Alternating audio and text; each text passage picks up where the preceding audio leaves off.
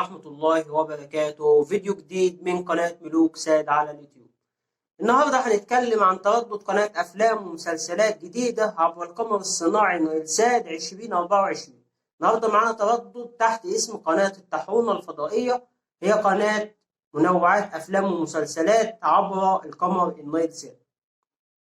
طبعا القناة يمكن استقبالها في جميع أنحاء الوطن العربي وبإشارة قوية جدا، والقناة تعمل بالجودة العالية بصيغة ال HD، يعني يمكن استقبال القناة سواء كان عندك جهاز بصيغة HD أو جهاز بصيغة SD، يعني أي نوع صفر عندك هتقدر تنزل تردد قناة الطاحونة الفضائية عبر القمر الصناعي نايل سات.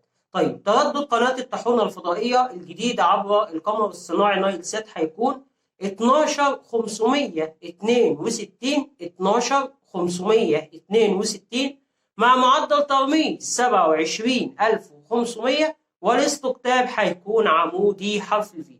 أجمل ما في القناة إن هي ممكن تجيبها على أي نوع، يعني أنت لو عندك جهاز عادي الصفر القديم خالص هتقدر تستقبل تردد قناة الطاحونة الفضائية. طيب لو كان عندك جهاز HD فده حاجة كويسة برضه، إنك هتجيب القناة بكل سهولة، يعني سواء كان عندك جهاز عادي أو جهاز HD هتقدر تنزل تردد قناة الطاحونة الفضائية عبر القمر الصناعي نايل سات.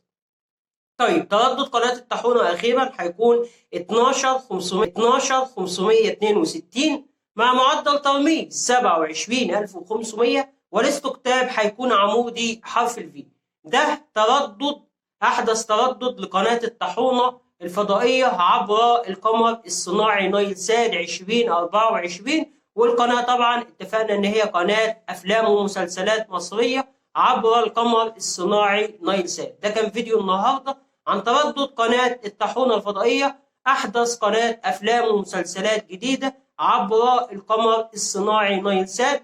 ده كان فيديو النهارده، انتظرونا في فيديوهات مقبلة من قناة ملوك ساد على اليوتيوب، والسلام عليكم ورحمة الله وبركاته.